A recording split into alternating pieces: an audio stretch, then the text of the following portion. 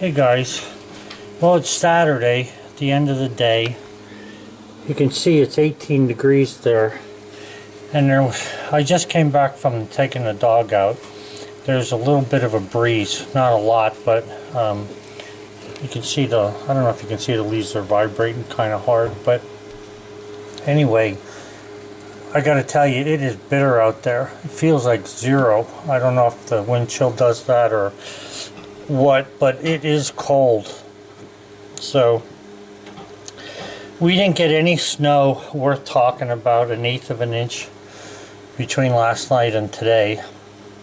Now it's supposed to snow tonight, and it is flurrying, and it does feel really cold out. If there was moisture in the air, I'm sure we'd get snow. I don't really care what it does anymore. I just want to get through this winter. But what I was going to say is, I had Bullseye out, and it's amazing how the dog stays nice and warm. He's over there rolling in the snow, jumping around, smelling every track he sees. It's amazing, and he really enjoys himself, and I enjoy watching him. So that's what we were doing. I actually had a pair of heavy pants on, heavy hunting pants, a heavy hunting coat, just to stay a little bit warm. And my hands, I have insulated gloves, and they were still cold. So we've been taking it easy. We were going to go shopping today and go pick up the microwave, but Sally and I decided to heck with it. We'd stay home. So we took a nap or two, and that's about it. I guess when you get old, you lose a lot of the strength to go running that you used to have. I just don't want to go. So kind of stayed home today. Even though I warmed the car up, I just shut it off after a while, and that was it. So we didn't see any deer today, but they did pretty much eat a lot of that corn. There's very little of it left on the other side. And on the side where the birds usually are, at the bird feeder, there's nothing going on over there. So who knows what's going to happen. I thought maybe the deer were eating during the day yesterday because it was going to be a bad day today. But it really wasn't bad, other than it is cold out. So anyway, I hope you guys are staying nice and warm. You guys down south, enjoy your 50s and 60s and 70s, I suppose, if you got them that high. I enjoy talking to you, and yeah, just relax. If you're an older person in this kind of weather, there's no sense in killing yourself. There's not even enough to really shovel out there for anywhere, so we're not even worrying about that. So Sally was making supper. I took the dog out. I came back and took care of the chickens for her so she doesn't have to go out. So that's a good thing.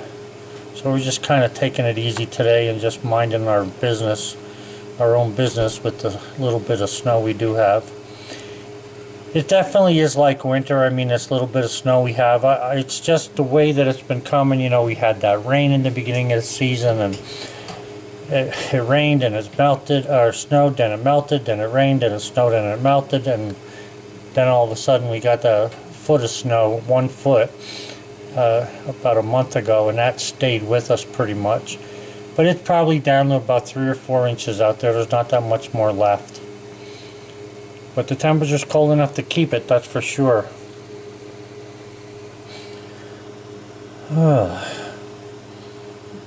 So anyway, have a good one, guys. That's all we've been doing today, is relaxing.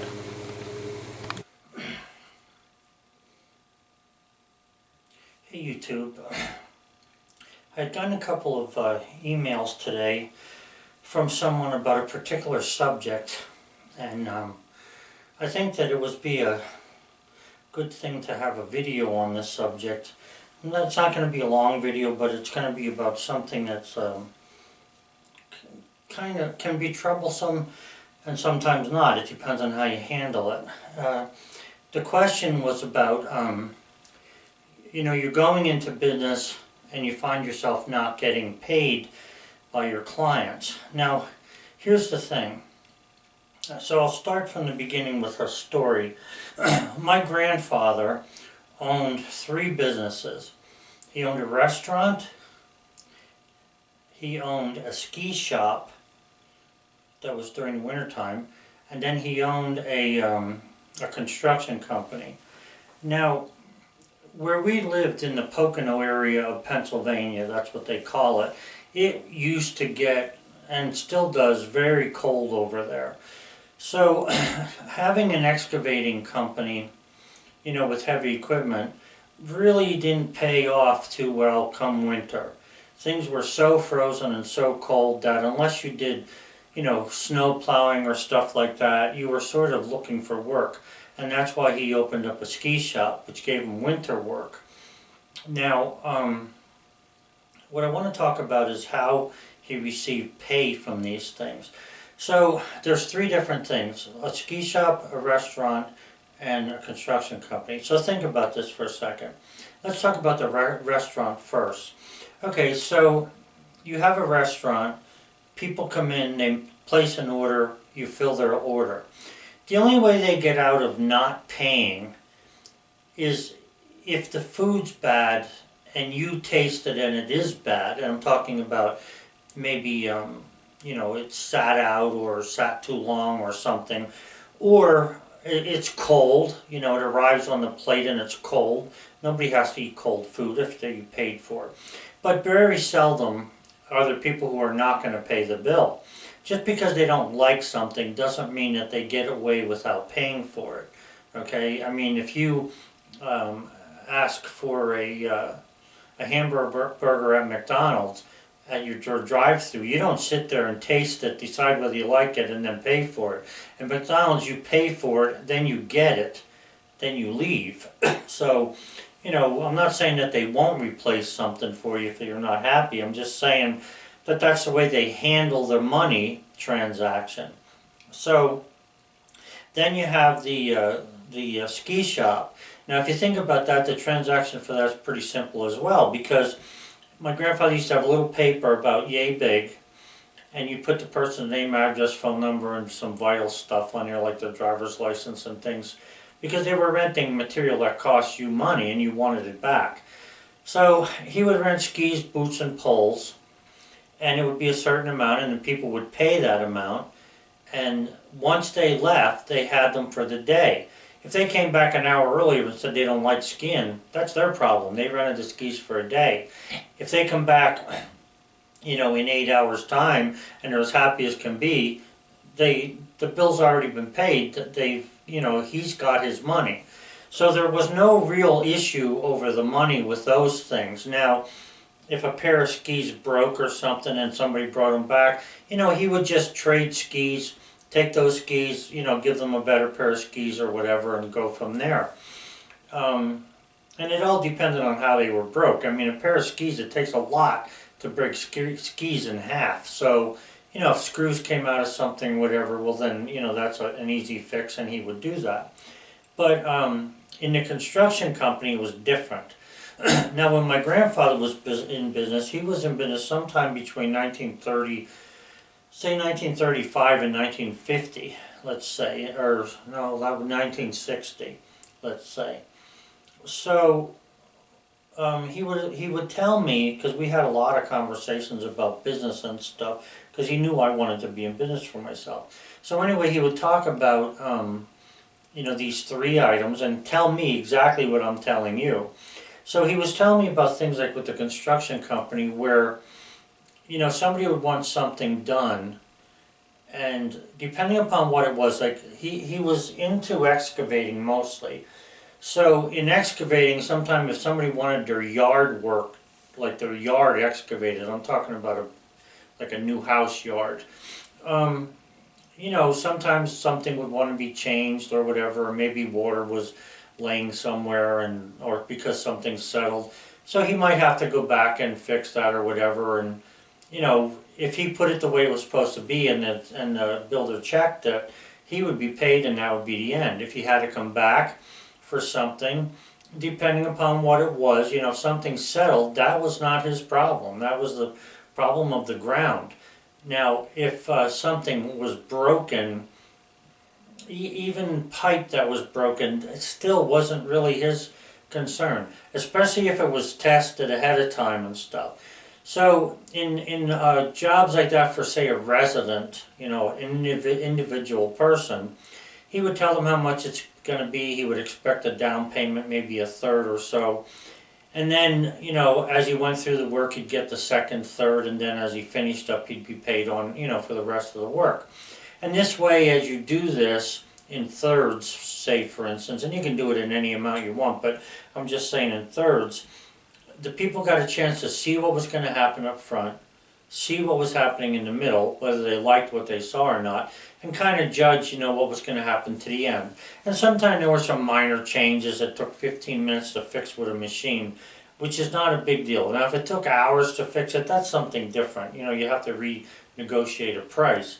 So, with an individual, it wasn't too bad because you gave them the price, you worked out the payment as you went along, and you were paid and they got their work in the end.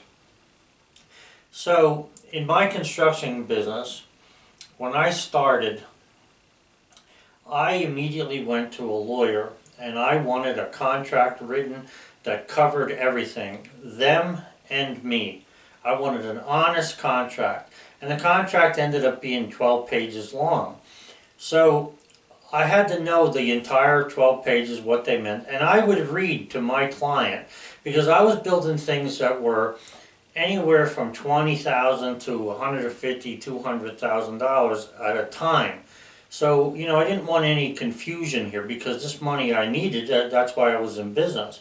So the point is, you know, I'd write down certain phases, and when the phase was done, I would be paid. But I always required money up front, always. Because, you know, to start a project and somebody doesn't want to pay or can't pay or change their mind is too easy of a thing to happen, and then you're left holding the bag. So I would make sure that that first payment would pay for the first thing I did before I got to the second payment. Or whatever, you know, sometimes there were 6 payments. It depended on how big it was. I never got taken for money in my construction business because I had a contract with every single person. One time, once out of 30, 40 years, I had to go to court with somebody because a guy from New York City decided that he did not want to pay for something because he thought it would be a little different. And I'm not even sure what it was. It was something about the placement of a picture that was made on tile. And he thought it would be bigger. It was not bigger. It was what he ordered. He actually ordered it. I didn't order it, and I hung it for him. But anyway, it ended up where he paid me, and that was the end of it. I went to court, he lost, and you know, I proved everything I said, and the guy had to pay me, and he did pay me. There was another time, that was one time where I actually had to fight to be paid. But then there was another time where I had charged somebody for a down payment of a building. They paid me the down payment. I put the foundation in. I sent them the bill for the next section. They sent me a check and a letter that said they did not want to proceed any further. Now, because they sent me the check for the second piece, I considered that my profit on the building, and I would let that go. Those are the only 2 things that ever happened to me in my whole time that I spent doing construction work. Now, that's not to say I didn't have an argument here or an argument there with somebody, but it was always resolved. So, you know, I don't worry about things like that. But when I was talking to people about, you know, using the sawmill, and you got to remember, besides a construction company, it had a lumber yard.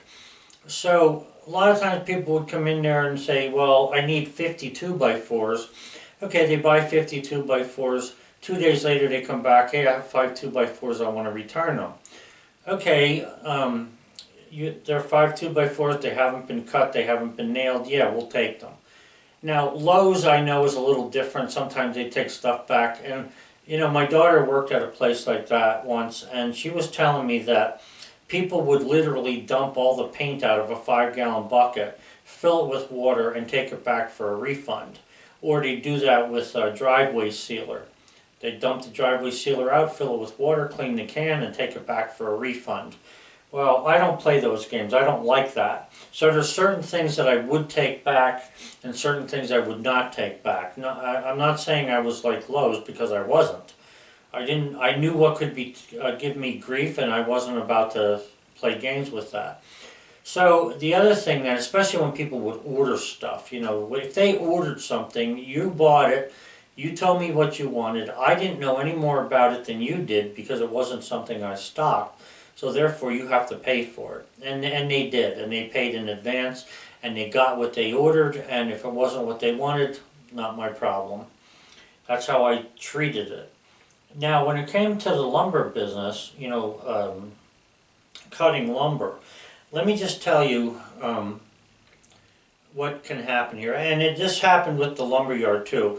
You have the lumberyard there and you have some neighbors. Now I wasn't real close to neighbors, but there were neighbors in the area maybe half a mile away or so. And the thing is, some people would come there, well, I only need like a 6-foot piece of 2x4. Okay, you can buy a 12-footer, cut it in half. You can buy an 8-footer and cut 2 foot off of it, but I don't have any 6-footers. So, sorry, this is the way it is. Now, this is not to say that I didn't have 6-footers on maybe a scrap pile, coming back from building a house and put the pile where it was going to be burned or whatever. But the point is that wasn't the stuff for sale. This was a lumber yard, and you were supposed to come there to buy stuff, not get freebies. So I would take all that kind of stuff, cut it up into firewood, and use that for myself to heat either the house we had a couple of houses that had wood stoves, or I'd cut it into spindles, or not spindles, but little stakes that I could drive in the ground to lay out things, buildings and whatever. So I never really had a problem with what to do with it. But nonetheless, you still got some people that came there. Now, if the people came there and they were my relatives, in other words, brother-in-law, uncle, something like that, depending upon who they were, usually the older generation, like uncles of mine, grandparents of mine, knew that I was in business and had a big family and I needed the money. So they would come there and say, well, can I, you have a pile of old stuff in there, how about I give you $10 and I'd take that. Something like that was okay if it was a scrap pile. Now if there was a pile of 2x4s there and they wanted to make me an offer, there was no offer. There was a sign there. I think 2x4s at the time were $1.50. That's what I want for them. If you want them, you have to pay that. Okay? Now depending upon who it was, if my dad came there, my dad was the hardest to deal with, because sometimes my dad would expect me to give him everything. And I will tell you that in most cases I did. My father only. Okay, so, I'm talking about how money can get kind of, I don't want to use the word extorted, but it feels like it when it's out of your pocket. So anyway, then sometimes the neighbors would come over there. Hey, I only need 2 2x4s. Can I get 2 2x4s off you? Yeah, okay, here they are. He takes them. And, if I wasn't there, the girl at the thing, he'd say, well, I'm his neighbor. She'd say, okay, we'll sign the paper. So he took the 2 2x4s. So I would send him a bill at the end of the month for 2 2x4s, and he would, oh, well, I didn't know you were going to charge me for them. Well, what the heck did you think I was there for? To give you what you need to build something? That wasn't the way it went. So anyway, getting to the lumber mill cutting. What happened here was, I bought this mill just about 3 years ago, and in getting started with it, I had pretty many logs, and then the neighbors would see and they'd come over with a log. Will you cut this log for me? Will you cut that log for me? And I wasn't really set up to do business, so I wasn't prepared to give them prices for anything at that point. I was just happy to use the sawmill and be able to, cut some lumber with it. But what happened was, 3 years later, I still got a neighbor or two that thinks that I should be cutting everything they bring here for me to cut, no matter what it is. And I have to tell you, sometimes it's difficult to cut what they want. Sometimes I have to make a jig to hold what they brought me to cut, and they don't want to pay for it. You know, if I start talking, well, how much you want to pay for it, they, oh, well, maybe I'll get it cut some other time. And they don't get it cut. They'll either take it somewhere else or they won't even cut it. So I don't think that that's very fair. You know, and then sometimes somebody, well, you know, can you do this for me? Can you do that for me? The next thing you know, you've gone from an hour's worth of work to a week's worth of work, and they still don't want to pay you. So what I found out to do with the lumberyard is I put a price in my office of how much stuff costs. And when they ask me if I can cut this or I cut that, I'll say to them, go in the office and you can see on the wall how much everything is. Once you look at that, come back and tell me what you want. And what I usually try to tell them is, look, when you come here with a log for me to cut, know what you want out of the log, and if the wood is good in it and I can cut that, you get what you asked for. Because if you're going to ask me to cut, I'll cut into 2x4s just to get the same amount of board footage cut with less cuts, because I don't want to have to wreck the saw. But no matter how I cut or no matter who I cut for, what I want you to understand is this. The saw uses gas, it uses motor oil, it uses saw blades, and it needs labor to run it, okay? Somebody has got to pay for that. Now, granted, I'm retired and I don't need the money from the sawmill. However, you know, if I'm going to be out there working doing that, I can't be doing something I'd like to do. So you have to pay labor, you have to pay gas, you have to pay for the saw blade, and you know, this is the way things go, and you pay for motor oil. And a lot of the people don't want to pay that. They think that, you know, they got 2x4s from somebody the other day that were used and they got them for free, so these 2x4s should be free as well. That may or may not be true depending upon what you're cutting. If you don't know what you're cutting, and what you're cutting is, you know, maybe kind of weak or something, and you know they're not top of the line, maybe you want to give them away. There is some stuff that I have given away. I usually give everything to my old neighbor because he uses it for firewood, or he'll take the responsibility of selling it to somebody himself. So I don't usually sell stuff like that to people. But what I've done now is I ask them what do they want, write out a list. I will cut everything that they ask me for, but before I do, they will pay me for the cutting. Because no matter whether the lumber is good or not, if they brought me the logs, it's their problem, not my problem. I cannot cut through the middle of a rotted log for free. I have to be able to charge for that. So, you know, just to stop all the neighbors from being here every Saturday and Sunday when they come to visit their cabins, I have started to charge.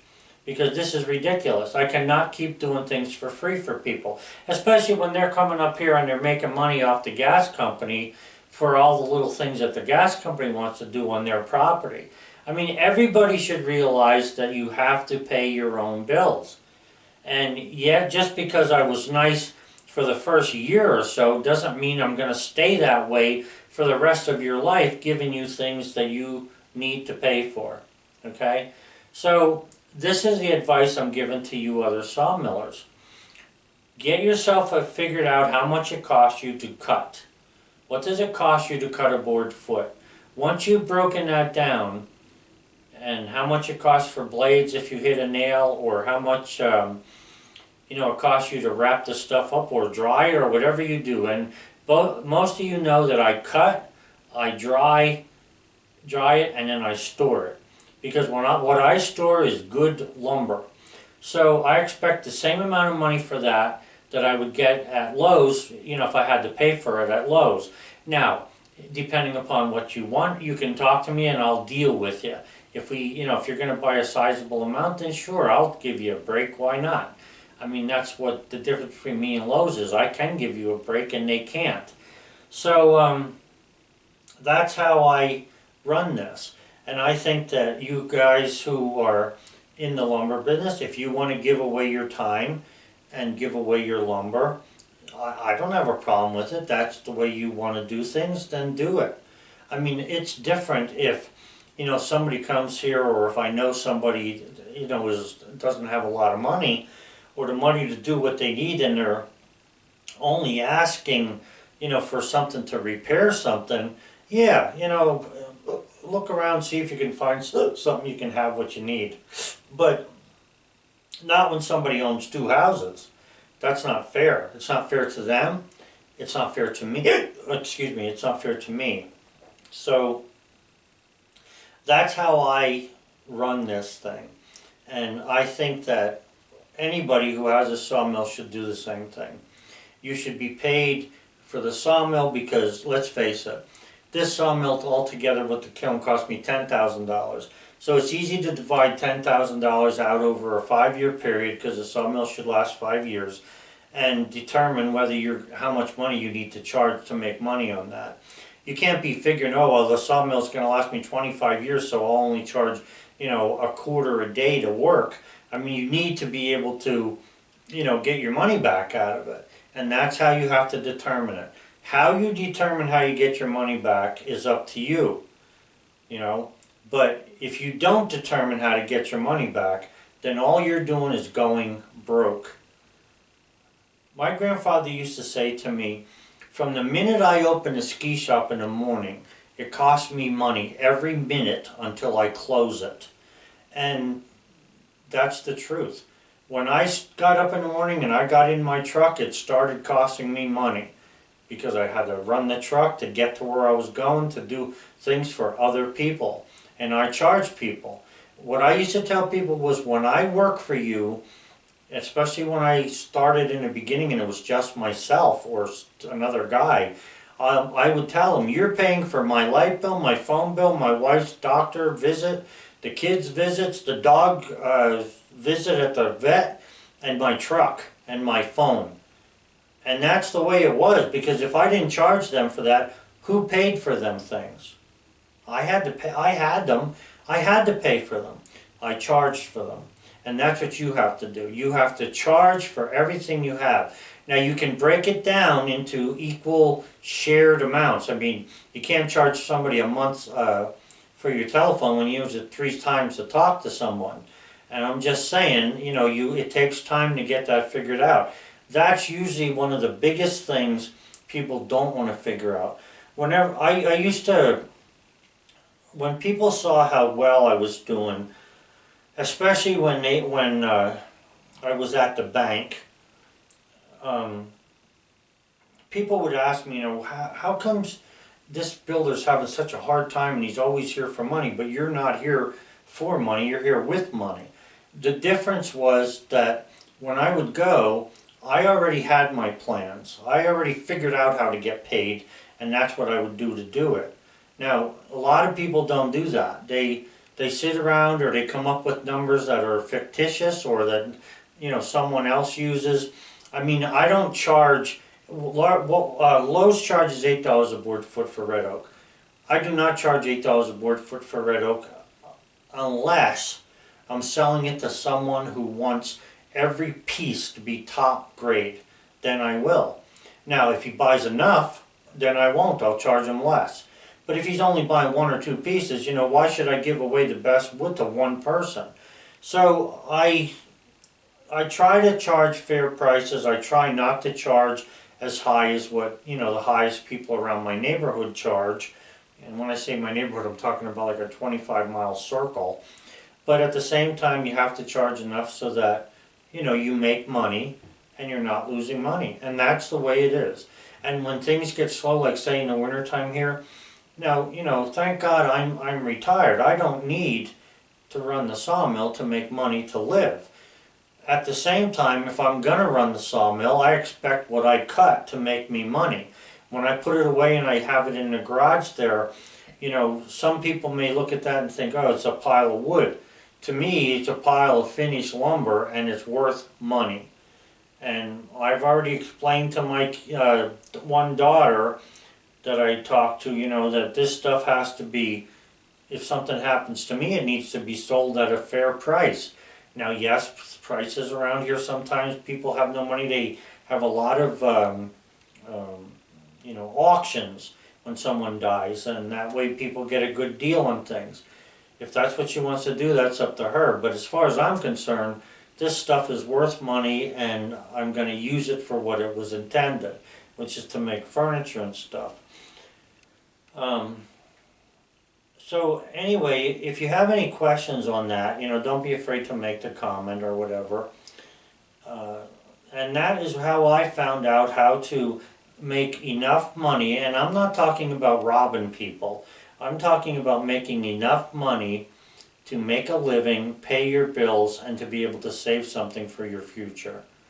I mean, what else can you do? I mean, if you work for somebody and you're working 40 to 60 hours a week and you can't afford to live, then you need to quit working there and go work someplace else, because that's all there is to it.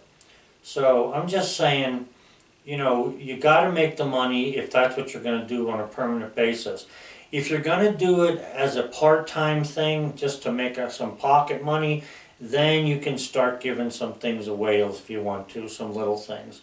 But all of that, between giving away and charging for every single thing, is where you lie.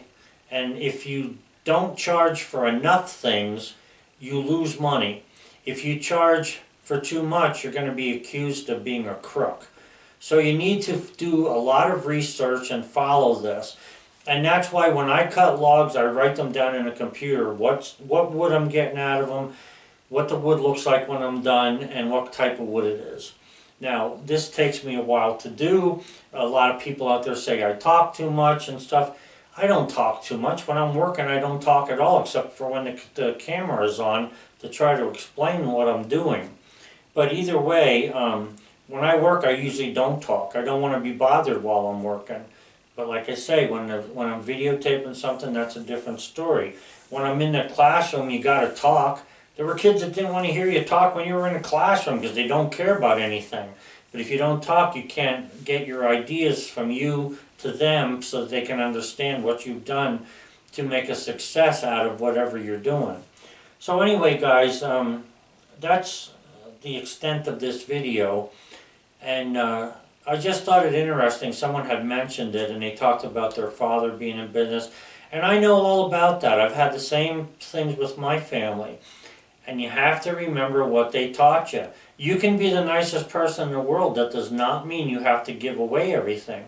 Jesus Christ said, and whether you're religious or not doesn't matter. Jesus Christ said the laborer deserves his pay. And when you're laboring, you deserve to be paid, no matter what kind of labor it is. So anyway, my recommendation is to figure out everything, how much it all costs you, and then start charging according to what somebody wants. It's that simple.